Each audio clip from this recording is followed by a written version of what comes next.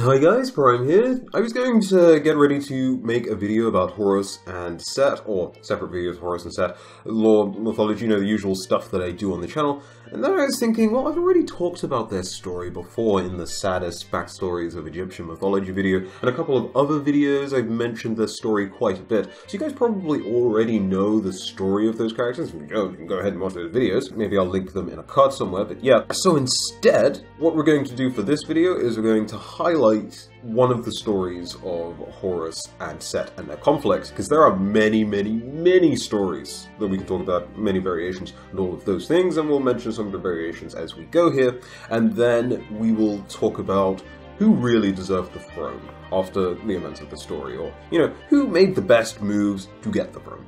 So yeah. So we're going to be using the version of the story that includes Horus as the elder. In that story, Nut gives birth to 5 children, and the first is Osiris, the second is Horus the elder, the third is Set, the fourth is Isis, and the final child is Nephthys. And of course, you know the pairings, except Elder Horus does not pair off with any of his siblings. At this point, humanity is suffering quite a bit. Ra has sort of ascended to the sky and sort of left them. They don't really have a king or ruler, and they've resorted to cannibalism to survive for food, so they're eating each other. Osiris sees this, and he brings the people laws and worship of the gods, which sort of shows them that cannibalism is not the way, and that it's wrong.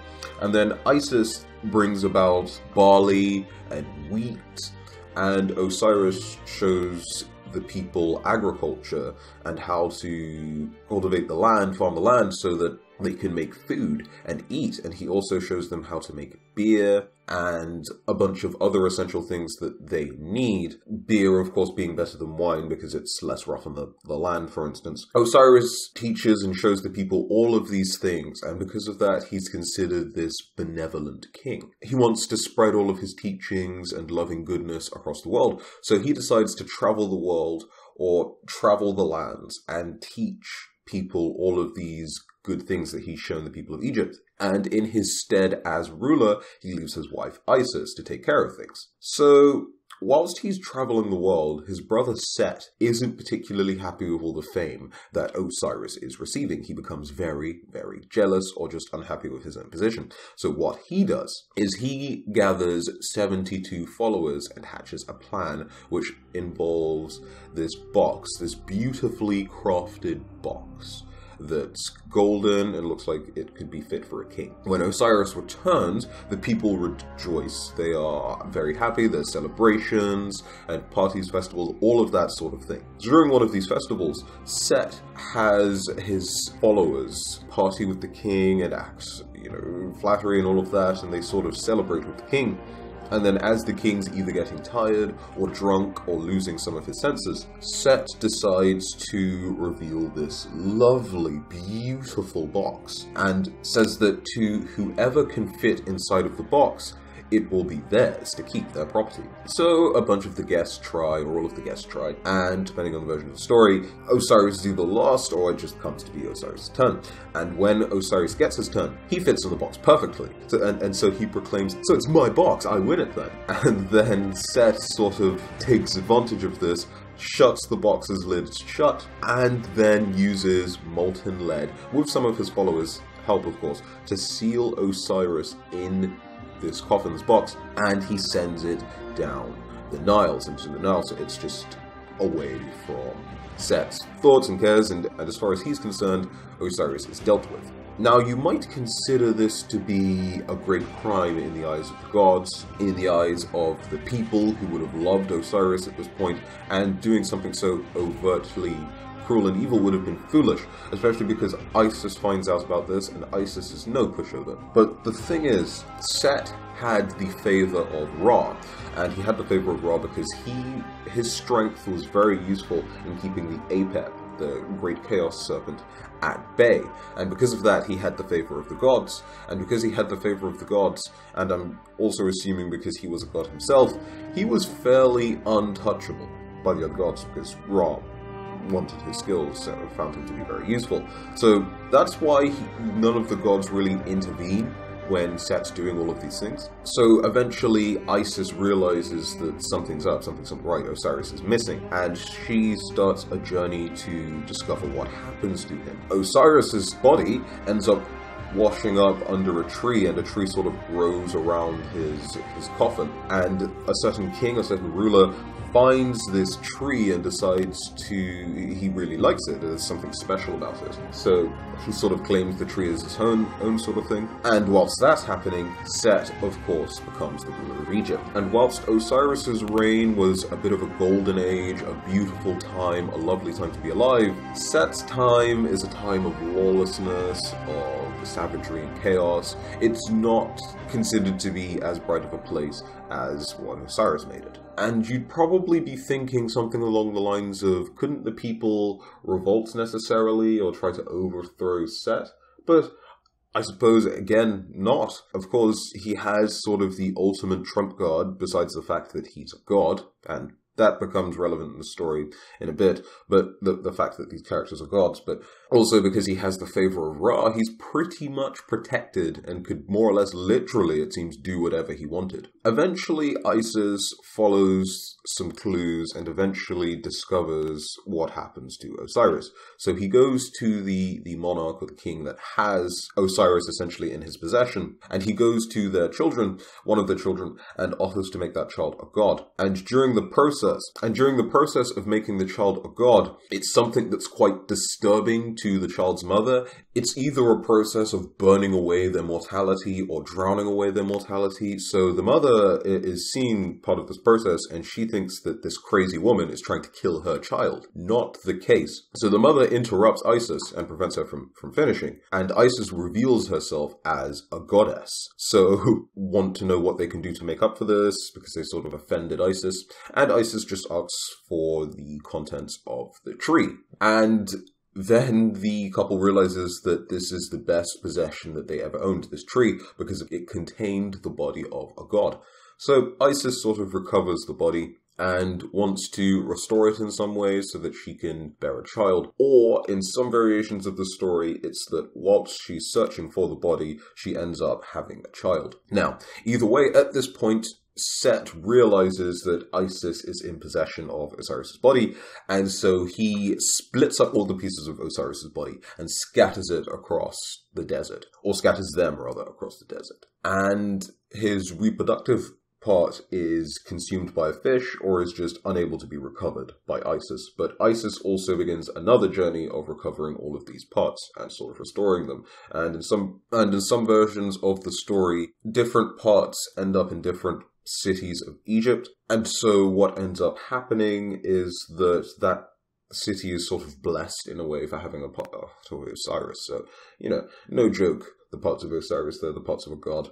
But she ends up recovering most of the body parts, trying to put Osiris back together, in the version we're talking about at least. And she has to use her powers to fashion together a new reproductive part for Osiris. And either, using that, she is able to then have a child, instantly becoming pregnant near enough the moment she creates it, and she eventually has Horus, or she's already had Horus, and this is Horus the Younger, not to be confused with the previous Horus the Elder. And whilst Isis isn't particularly afraid of Set herself, whilst Isis isn't afraid of Set necessarily herself, she knows that her child wouldn't be ready to stand against Set and recover the kingdom that the prophecy says that is his. So he's sort of put into hiding, and he is also prepared and raised by Isis. And when he eventually does grow up and becomes strong enough to challenge Set, he sort of has an agreement with Set, and they have a bit of a competition. They both transform into hippopotami and try to stay underwater for a certain period of time, something like 3 months. And whoever can stay underwater the longest would... So if Set wins, he maintains his kingship. If Horus wins, you can see where this is going. Isis tries to interfere with this whole process, and she initially ends up employing a spear to try and stab Set, but she ends up hitting Horus, and after correcting her mistake, she lands a vital, critical strike on Set. But Set, the two of them being brother and sister, Set begs Isis for mercy, and Isis yields, and Set is spared. And not only is Set spared, but in some variations his wounds are even healed by Isis, which infuriates Horus when he discovers what's happened. So he beheads his mother, Isis. Now, in some variations of the story, Isis is revived. In most variations, she is revived, but in some, she's given a cow head. In others, she gets some form of her original head back. And also in other versions of the story, Ra is very, very upset with Horus for beheading his own mother. And Horus is punished greatly, and the punishments really weaken Horus. So the punishment in some variations of the story so great that he is weakened enough for Set to effortlessly gash out his eyes, or one eye, an eye or both eyes. And of course, after this, Horus is blind, he loses his eyes, and eventually a particular god of wisdom does come to Horus's aid and helps to restore his eyes, or perhaps the goddess of healing comes to Horus's aid and restores his eyes, but the point is that his eyes are restored. This leads to several battles, fights, and conflicts between Set and Horus, and these also may include Set's followers and those under Set's command and Horus' command, things like that, armies clashing.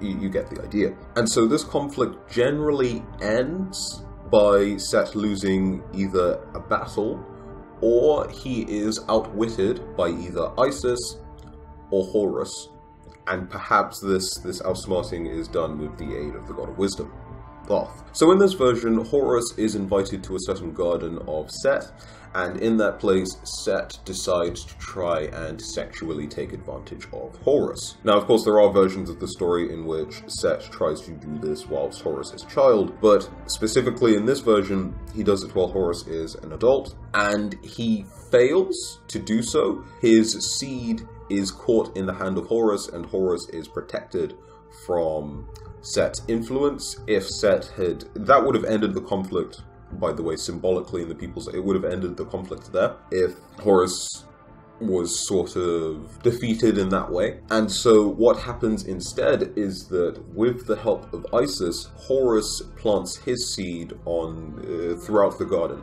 and Set then starts to consume some of the foods of that were made from the plants of the garden. And either he gives birth to a child, which of course is completely breaking part of the story I'm telling you, because that child sometimes is Thoth, or in this version of the story, his powers start to dwindle and weaken, and Ra notes that he's potentially lost his former status. The usefulness that he had at keeping the ape at bay might not be a relevant thing anymore, and so because of that specifically, Horus / Isis essentially outplay Set, and he is then judged before the gods, eventually losing his dominion over Egypt. And then Set and his followers are either sort of exiled and forced to wander the desert, or perhaps Ra takes Set specifically into his employ because Set is still useful to Ra, or in some variations of the story, after Set is defeated, Egypt is split. Each person gets half of Egypt to rule over. So those are more or less the key events of the story between Set and Horus. I of course cut things out of the story that I didn't need to mention, but there is quite a bit more to the story. I could have, of course, fleshed those out in other types of videos, like a dedicated video to Osiris, a dedicated video to Isis, but those are all the things that we're going to more or less need to be talking about, mention the sort of things you need to know beforehand. Now, this video's kind of been longer already than I expected it to be, so I'm going to talk about what I promised to talk about at the start of the video, or no, I didn't promise, but what I said I'd talk about at the start of the video in a part 2 to this, because, yeah, I've already uploaded one video that was over 15 minutes long this week, and it's kind of a pain for me to do too many of those in 1 week. So, yeah, this is how we're going to do this. So, video part 2, we're going to talk about we're going into a bit more detail about the different moves that each person made, what they could have potentially done different, or what was like a questionable mistake or error, and then ultimately decide who made the best moves, who really deserved the throne. yeah, that was the video. I hope that you enjoyed the story. If you did, go ahead and leave a like. And of course, subscribe to the channel for more content just like this. Till the next one, very good day. I have been Prime, and I'll see you guys in the next one. Bye-bye.